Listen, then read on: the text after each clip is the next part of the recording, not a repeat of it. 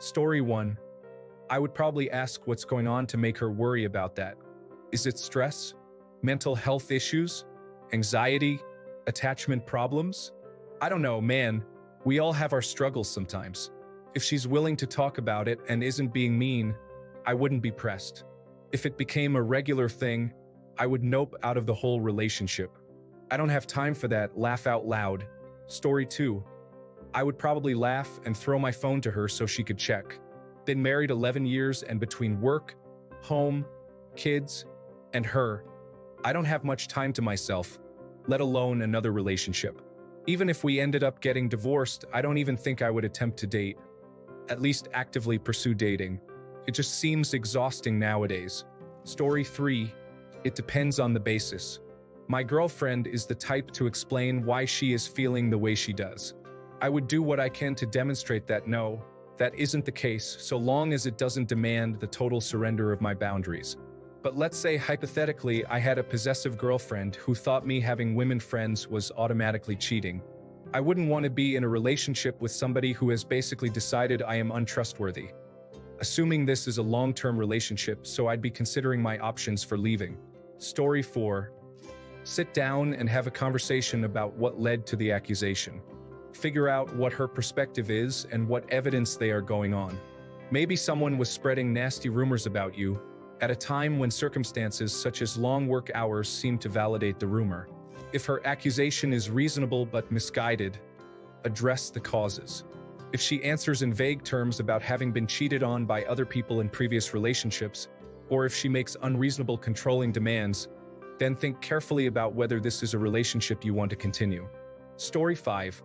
I've had this happen a few times, and it's due to her heavy depression and anxiety, but there was only one incident that I couldn't blame her for.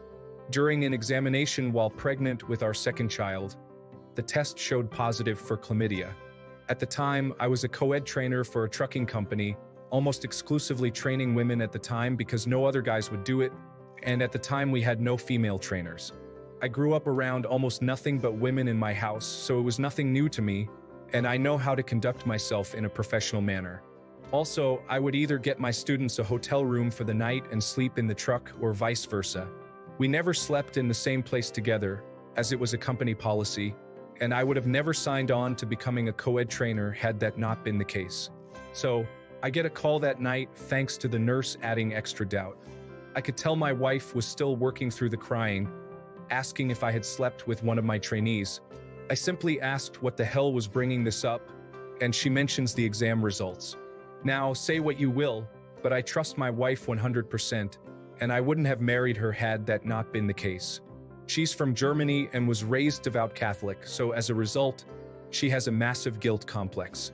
After assuring her I had done no such thing and that it was a false positive, I explained the science of those tests. I also told her that as soon as I got home, I'll go straight to the nearest clinic and get tested, and I also told her to not take any medication for it until she gets a second test with me. We end up both testing negative, and she apologizes profusely, but I had forgiven her the moment she accused me because I understand how she feels about herself. She's bigger than me and was born and raised in Germany. Being the only big kid in school left her being relentlessly bullied all her life because, as superficial as you may think Americans are, Germans are far worse. We're still together, going 20 years strong with 3 beautiful girls, and still have our small issues, but we always communicate with each other, which is the most important thing. For some reason, many nurses believe their methods and materials are infallible, but that's simply not the case. Sometimes science messes up, so if there are any women reading this, remember to always get a second test in another facility in the event the ones your nurse/doctor used are possibly compromised. Same goes for the guys. Never believe the first test with 100% certainty, and get a second opinion before you ruin what could be a great relationship. Pride be damned. Story 6. I broke up with my first ever girlfriend in 7th grade because of this. I wasn't cheating, and I never wanted to cheat, and I would never cheat. I haven't thought about that in decades, but apparently, I'm still salty about it. Haha. Story 7. Well, it's getting close to the time I trade in my 40-year-old wife for 2 20-year-olds. Just testing the newer models. She knows I wouldn't do that. Story 8. I brought trauma from betrayal and infidelity in a previous relationship to my current one. I spent years working hard to overcome my insecurities and paranoia to not make it his problem.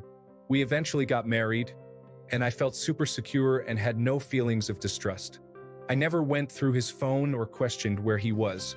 Then, 14 years later, I caught him in small lies and hiding things. I went through his phone and found he had been unfaithful. We are still together, have worked through his issues in couples counseling, and he is staying on the straight and narrow. But the wound in me is deeper than ever. I will never heal from this betrayal. I guess I am permanently damaged goods. Trust feels impossible when you have been wounded this way.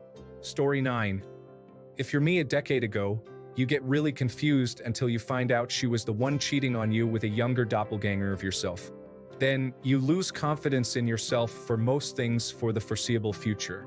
Don't be me a decade ago, kids. Story 10.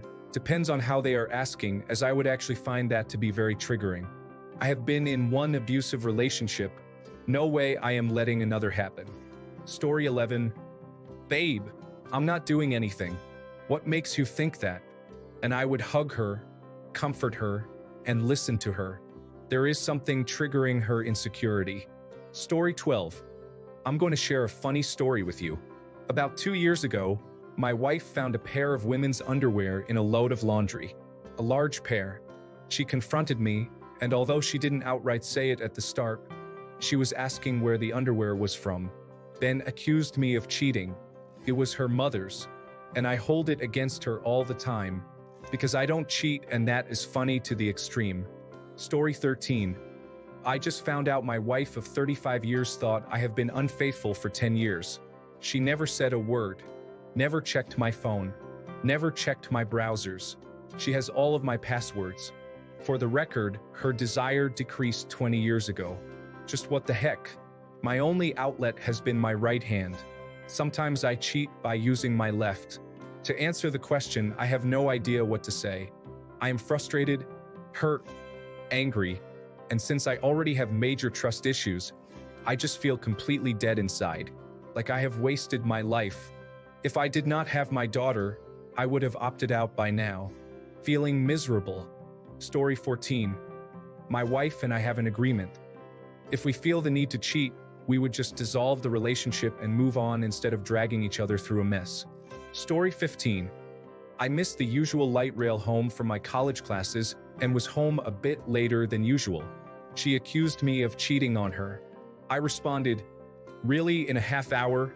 I met a new girl, had a relationship with her at school, and then came right home?" I think she realized how unreasonable she sounded. Also, it was pretty suspicious. I wouldn't be surprised if she cheated on me or ended up cheating on me. Story 16. Sadly, no matter what you say, the seeds of doubt have taken root. You may survive this accusation, but she will be looking for signs she is right with every misstep you make. Story 17.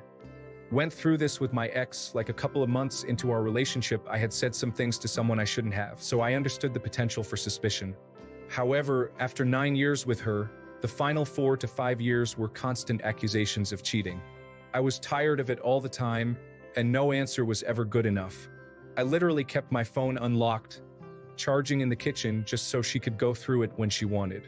I kept my emails, socials, and everything open on my PC so she could go through them when I was at work. She would still find ways to accuse me of cheating and that there had to be something.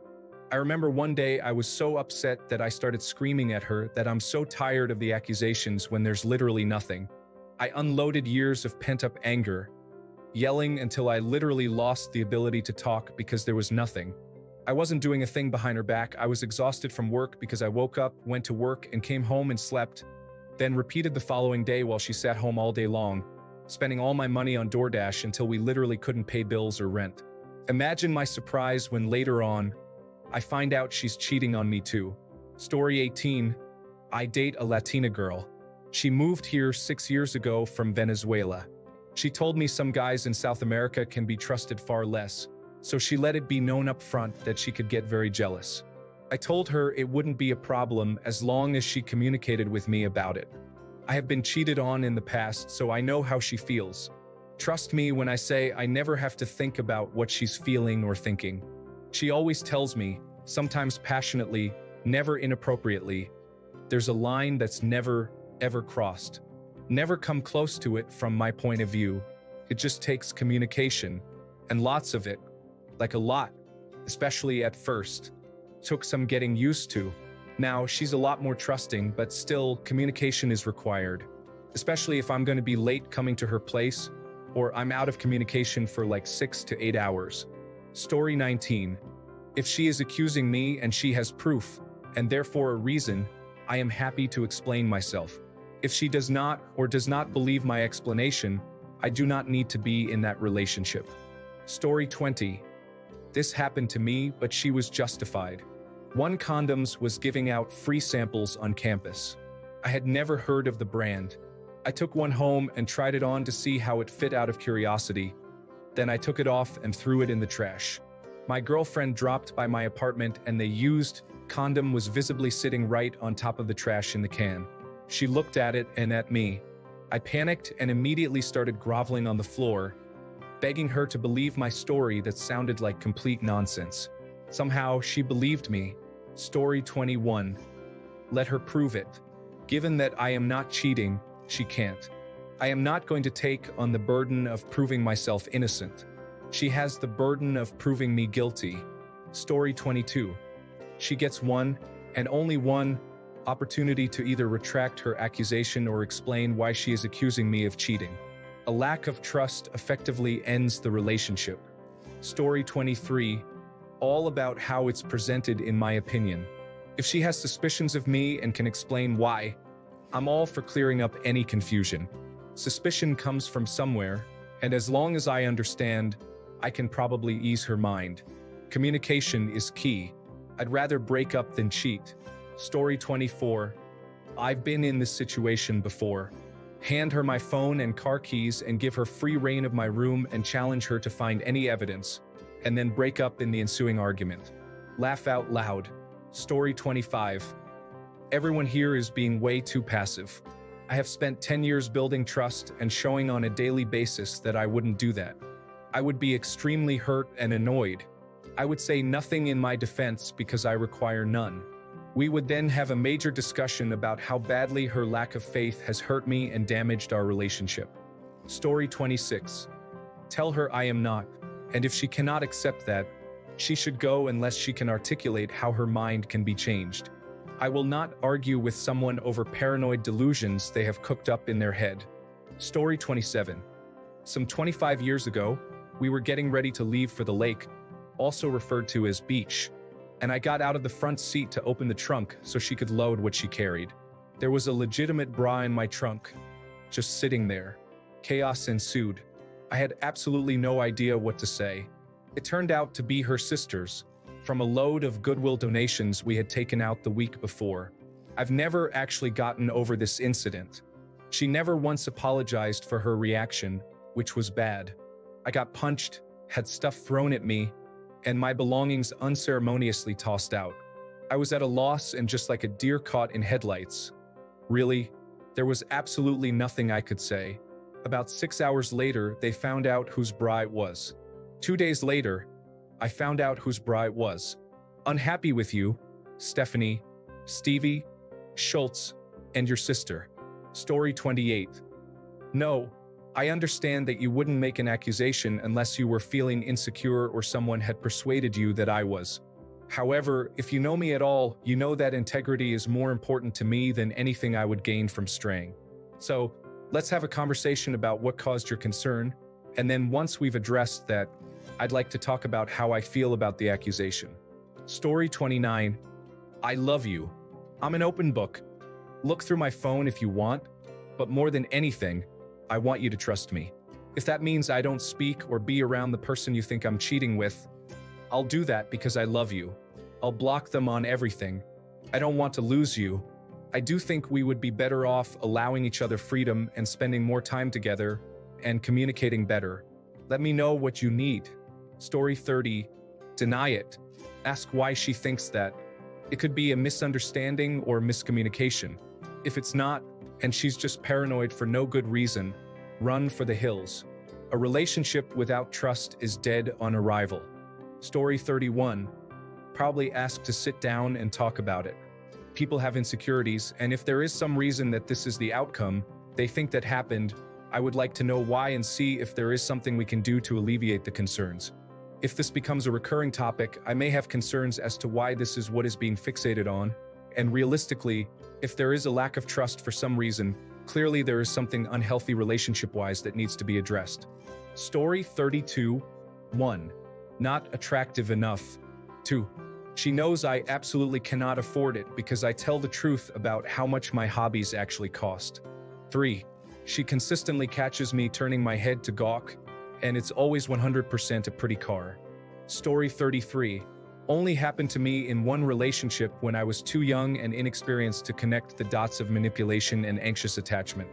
These days, I guess my starting point would be, what made you think that?